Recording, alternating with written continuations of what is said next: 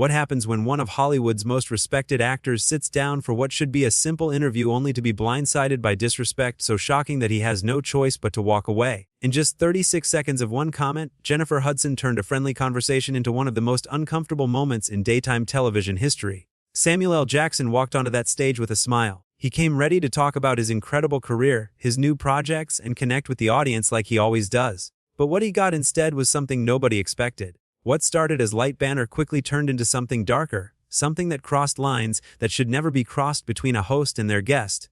The interview began normally enough. Jennifer welcomed Samuel to the show with applause from the crowd. He sat down in the guest chair, relaxed and ready to have a good time. The first few questions were standard. She asked him about his latest movie, about working with different directors, about his experiences in Hollywood. Samuel answered each question with his trademark charm and wit.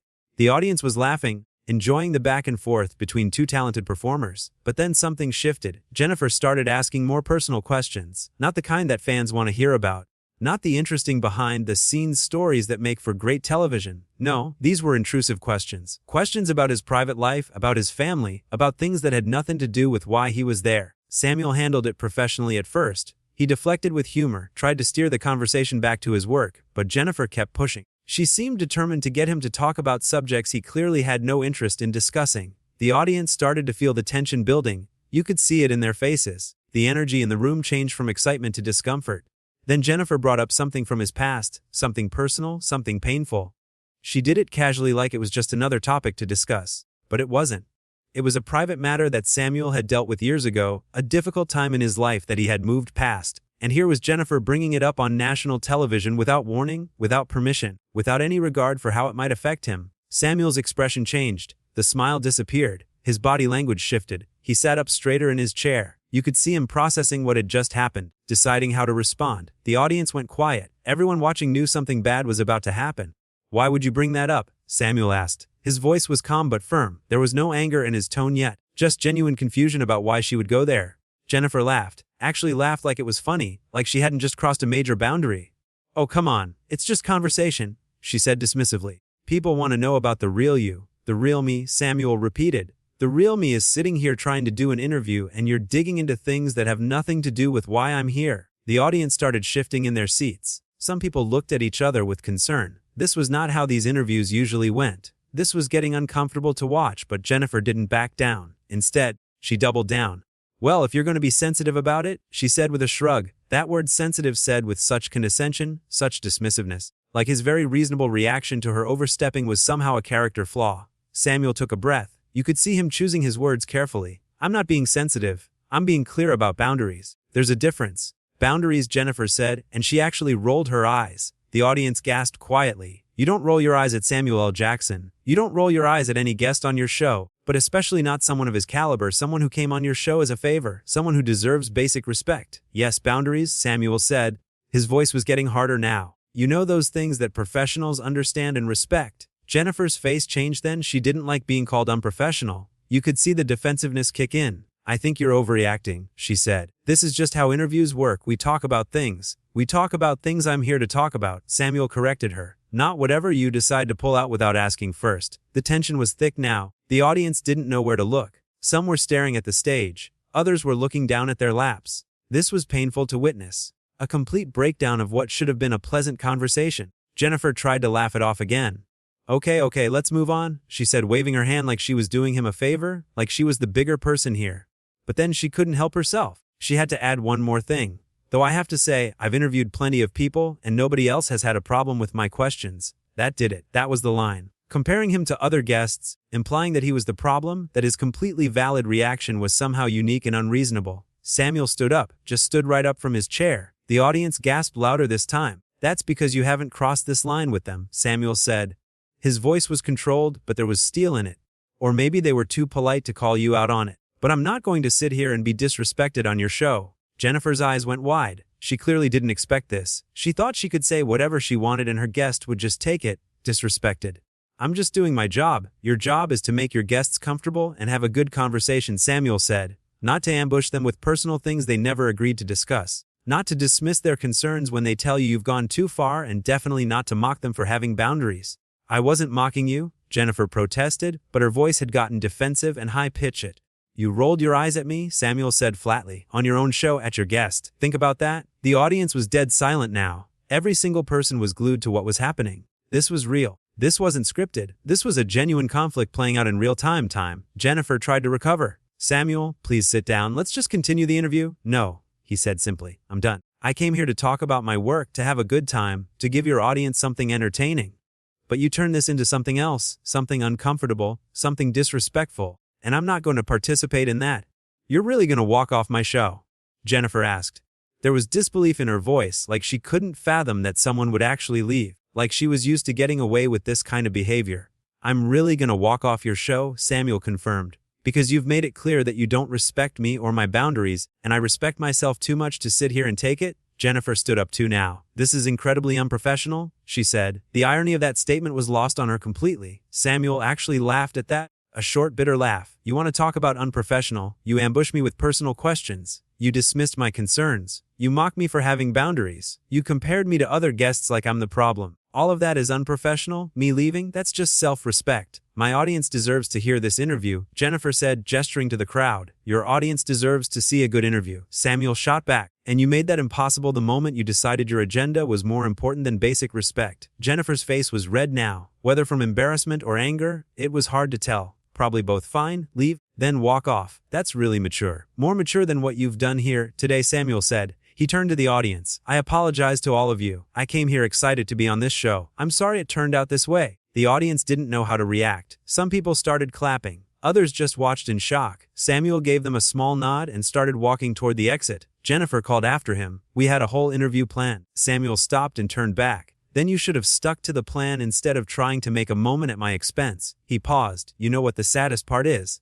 This could have been great. I was ready to give you and your audience a really fun, engaging conversation.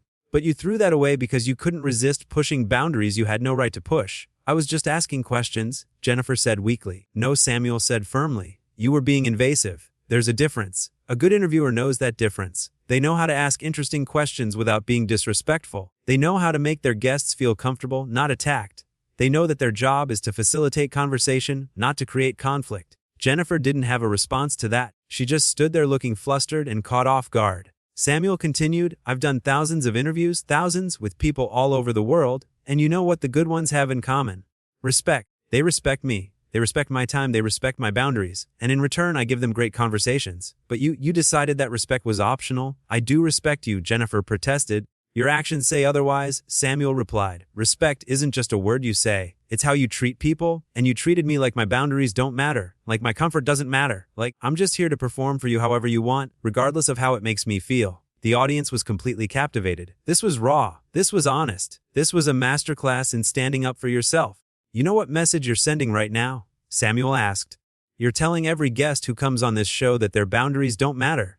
That if you want to ask them something personal, something painful, something they didn't agree to discuss, you'll do it anyway. And if they object, you'll dismiss them, mock them, make them feel like they're the problem. Jennifer opened her mouth to respond, but Samuel wasn't finished. That's not okay, he said. That's not how you treat people, and it's definitely not how you treat guests on your show. These people come here voluntarily. They don't have to be here. I didn't have to be here, but I came because I thought it would be fun. I thought we'd have a good conversation. I thought wrong. Samuel, please. Jennifer tried again.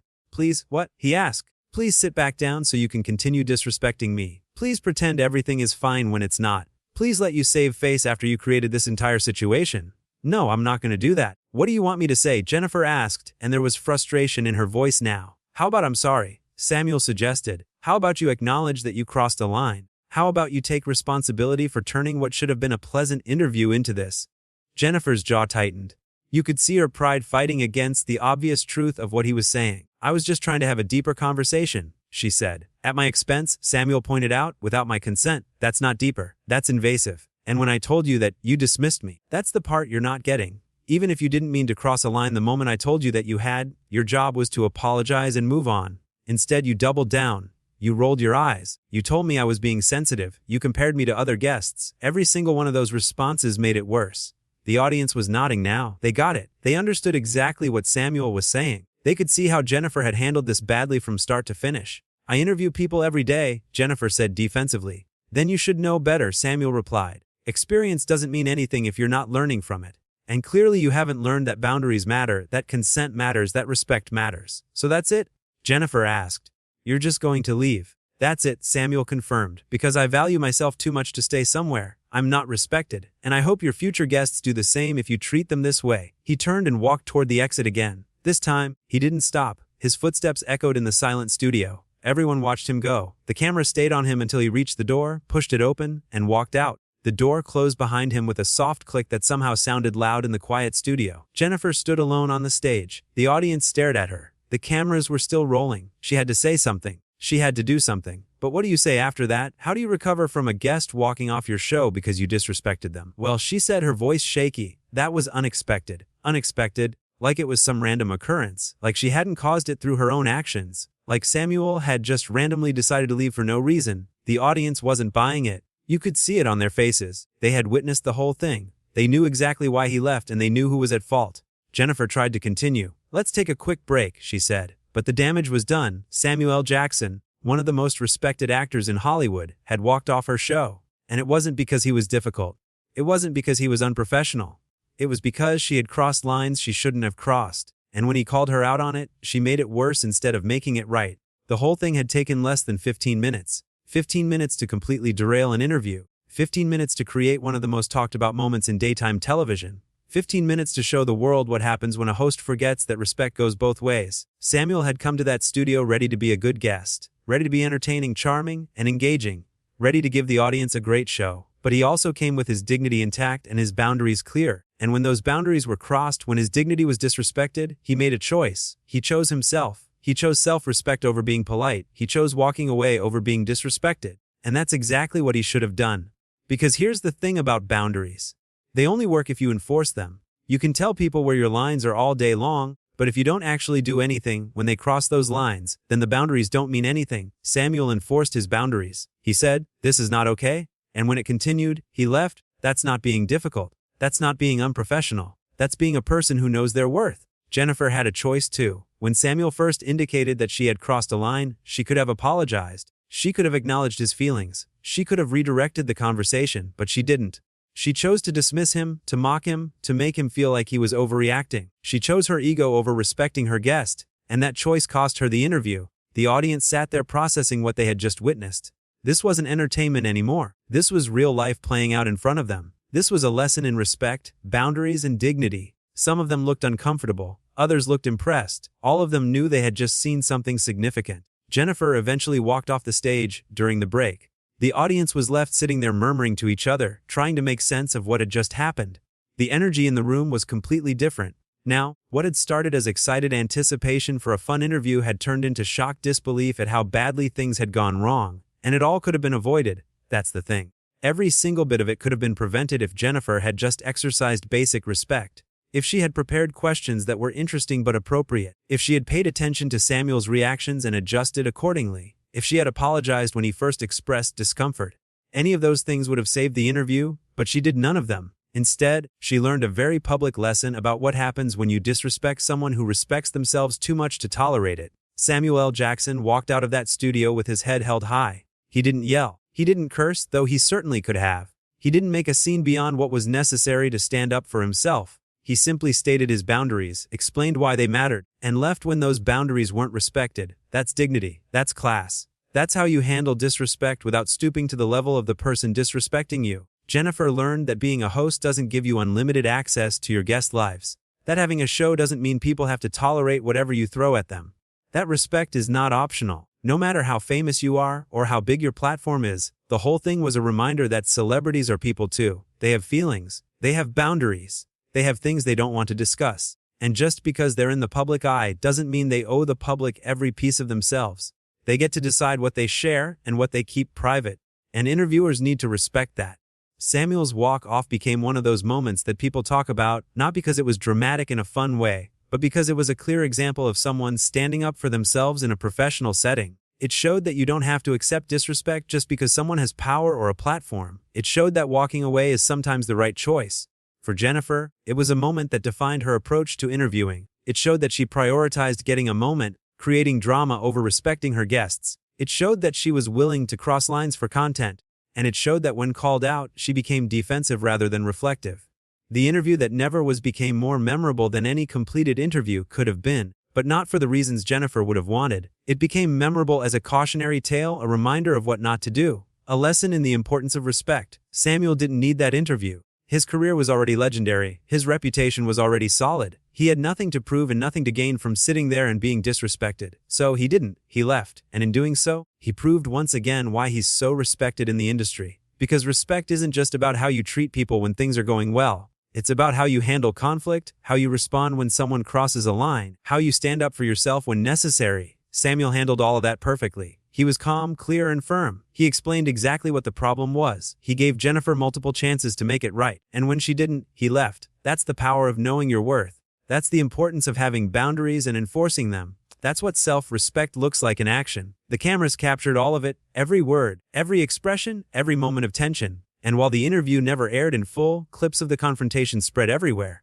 People watched it over and over, analyzing every exchange, every decision, every response, and the overwhelming consensus was clear. Samuel was right, Jennifer was wrong. He set reasonable boundaries, she crossed them. He called her out, she dismissed him, he left. She learned a lesson. It's a simple story, really, but it's an important one because it shows that boundaries matter, that respect matters, that how you treat people matters, and that sometimes the most powerful thing you can do is walk away from a situation that doesn't serve you. Samuel L. Jackson walked into that studio as a respected actor. He walked out as something more, an example, a reminder, a lesson in dignity and self-respect. And Jennifer Hudson was left standing on her stage facing an audience that had just watched her lose one of the biggest names in Hollywood because she couldn't be bothered to show him basic respect. That's what happens when you forget that respect is earned, not owed. When you forget that being a host is a privilege, not a right. When you forget that the people sitting across from you are human beings with feelings and boundaries, not just content for your show. Samuel taught her all of that in less than 15 minutes. Not through a lecture, not through anger, but through action, through standing up for himself, through enforcing his boundaries, through walking away when those boundaries weren't respected. And that's a lesson everyone watching learned too. You teach people how to treat you,